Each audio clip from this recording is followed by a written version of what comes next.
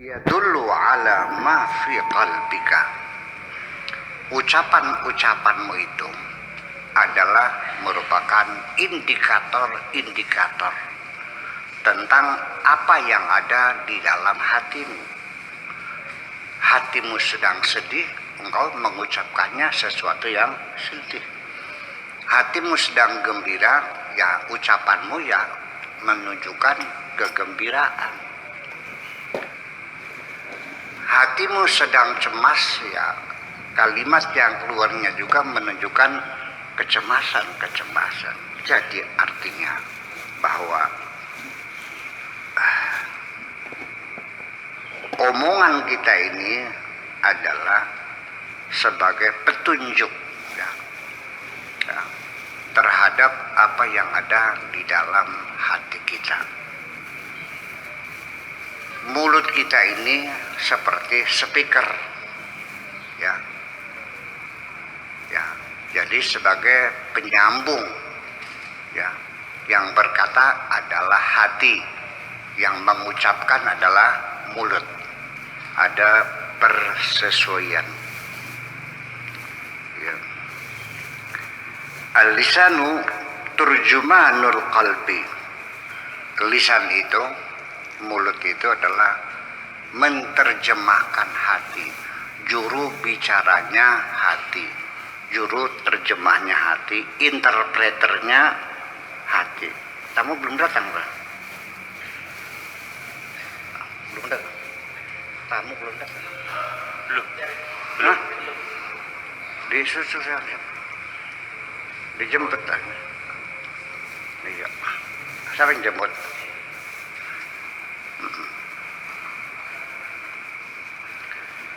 Turjumanul qalbi. Turjuman, ya.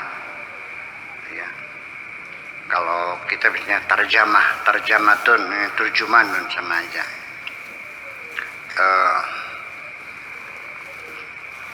Tambahan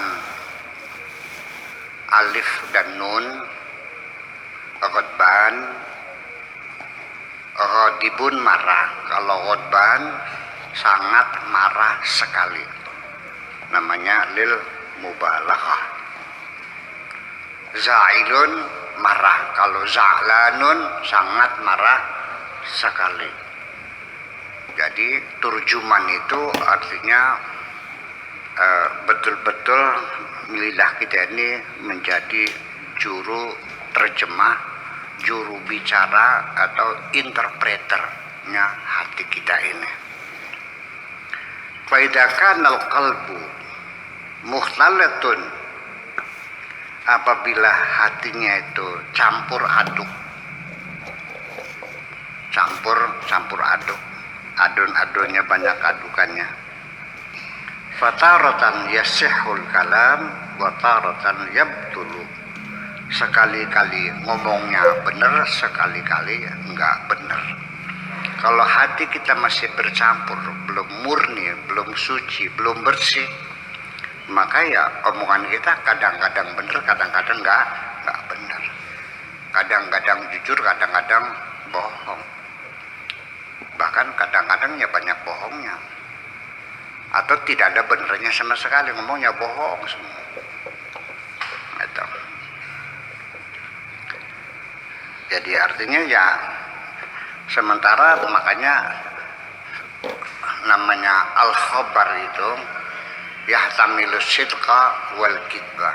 Semua omongan, siapa saja yang ngomong itu jangan dulu dipercaya terburu-buru, jangan dulu ditolak terburu-buru.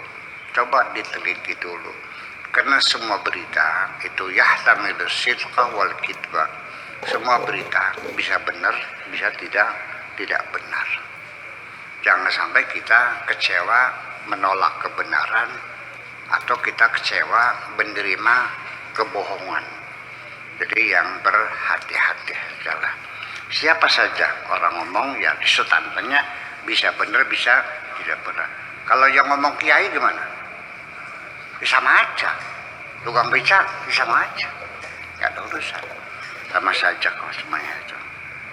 Lalu la taqdiru taghayyur syai' amma huwa wa ukhra. Ya. Kamu tidak akan mampu untuk merubah apapun dari aslinya menjadi yang lain.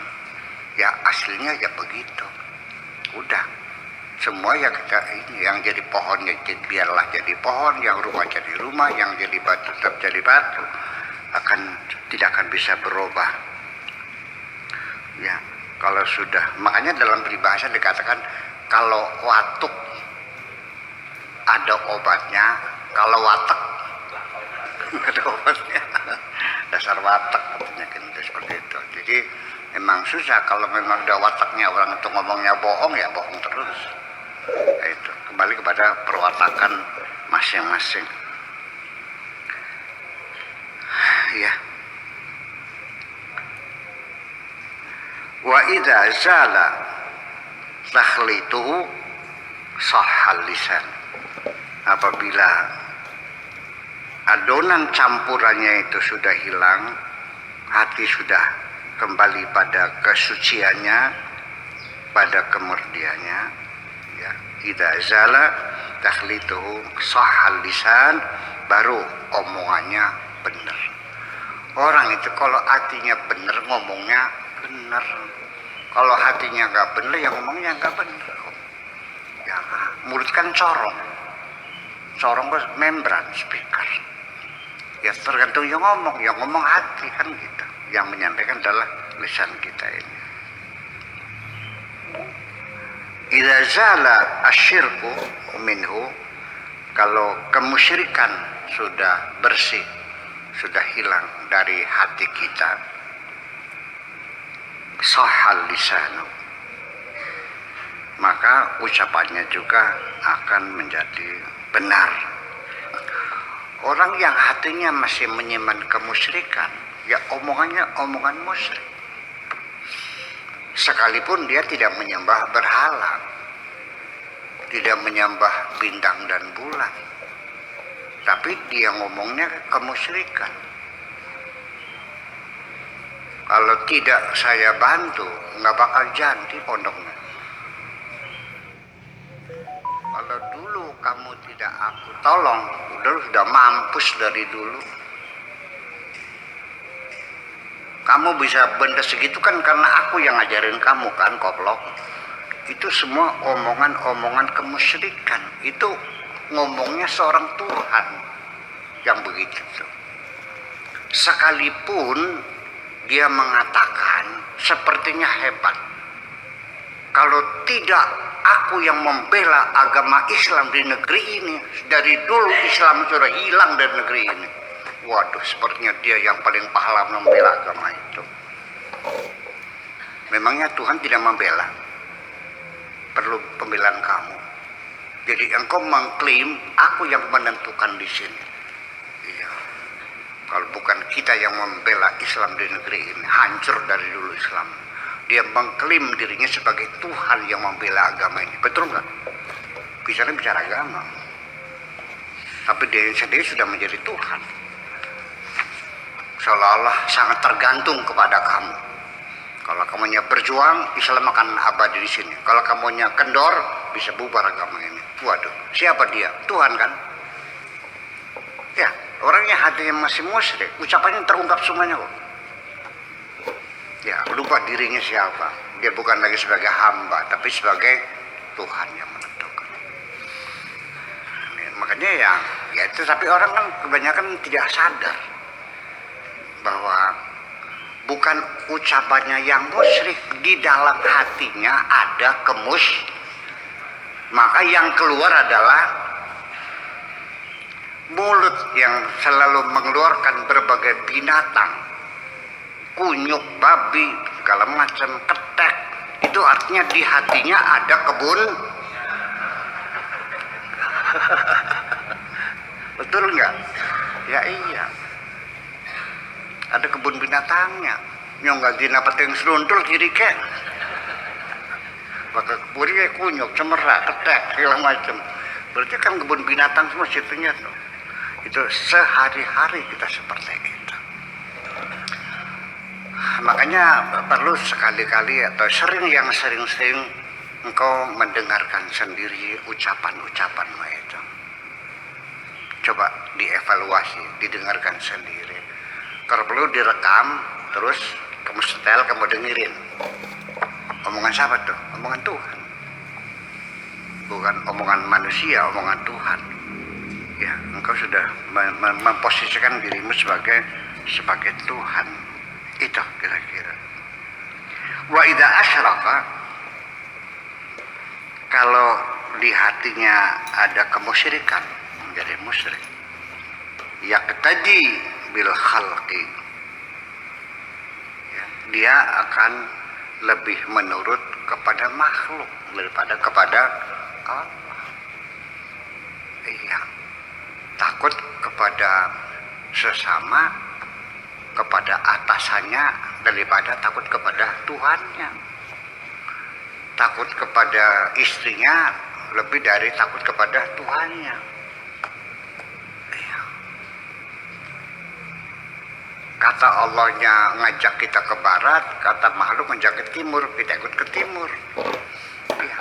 Lebih nurut kepada makhluk daripada Allah. Kenapa? Ya karena masih mendua di dalam hati kita sendiri. Ya, Tuhannya tidak satu, mendua. Semuanya taghayyar wa tabaddala wa ta'assara wa kadhiba, akan menjadi berubah, akan berganti, akan menjadi terpuruk dan juga berdusta. Titik. Minal mutakallimin, termasuk mutakallimin. Mutakallimin itu orang-orang ahli di dalam ilmu kalam, ilmu tauhid, teologi, ya, ilmu-ilmu keislaman, ya, sebutnya ilmu kalam atau ilmu tauhid atau ilmu akidah, yang jagoan-jagoan para filosof teologis, ya, itu. Man yatakallamu an qalbihi, ada yang benar, ngomongnya benar-benar keluar dari hatinya, ada. Wa minhum man yatakallamu an sirrihi, ada juga para ahli ilmu tauhid ketika berbicara betul-betul keluar dari sirnya, dari palung hatinya, ada.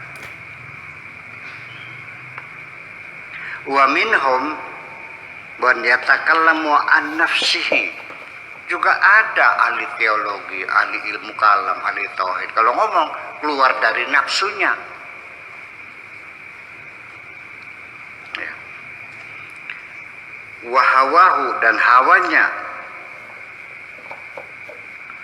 Wa syaitanihi, yang ngomong setannya. Wa adatihi, dan kebiasaan-kebiasaannya. Orangnya ahli ilmu kalam, mutakallim, tapi kalau ngomong bukan dari hatinya, dari setannya yang ngomong. Iya, itulah. Jadi artinya bahwa kita mesti berhati-hati bahwa tidak semudah itu kita mengklaim kenal Allah. Iya, ya sesungguhnya ya begini ya. Kalau hatimu berkualitas, pasti ucapanmu berkualitas. Betul nggak? Perbuatannya berkualitas. Kalau kamu goblok, ya kelakuannya goblok. Cara melihatnya saja pelang-plong.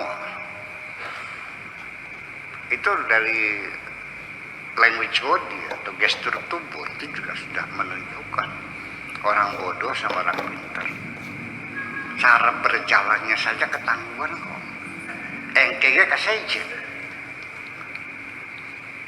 Katakanlah orang tukang macul, tukang becak, buta huruf, kasih pakai jas, pakai rompi, pakai dasi, ya kan? Suruh naik mobil baby band. Begitu turun, begitu dia berjalan, engkege kasejen, ketangguhan. Belum lagi ngomong, ya kan? Ya, semacam itu. Tetapi sebaliknya, kalau orang bodoh mah nggak bisa pura-pura pinter tuh. Tapi kalau orang pinter bisa pura-pura bodoh. Orang nggak bener nggak bisa pura-pura benar tuh. Tapi orang bener bisa pura-pura nggak benar. Makanya seringkali Anda keliru menilai waliullah ketika dia menyembunyikan identitas dirinya, kamunya percaya dia wali dalban, padahal mah asli. Iya. Tapi seringkali wali dalban ngaku wali, kamunya percaya karena kamunya kurang teliti. Iya. Ketika engkau memperhatikan ini kaya waliullah, terus kamu memperhatikan, biasanya kalau waliullah kalau meludah itu nggak pernah ke kanan, selalu ke kiri. Dia akan meludah di depanmu ke kanan, biar kamu tidak lagi menduga dia seorang wali. Nah ini kaidah pertama dalam kitab Al-Hikam, idfin nafsaka fi ardil khumur, sembunyikan dirimu di hutan belantara yang tidak diketahui orang. Makasih. Assalamualaikum warahmatullahi wabarakatuh.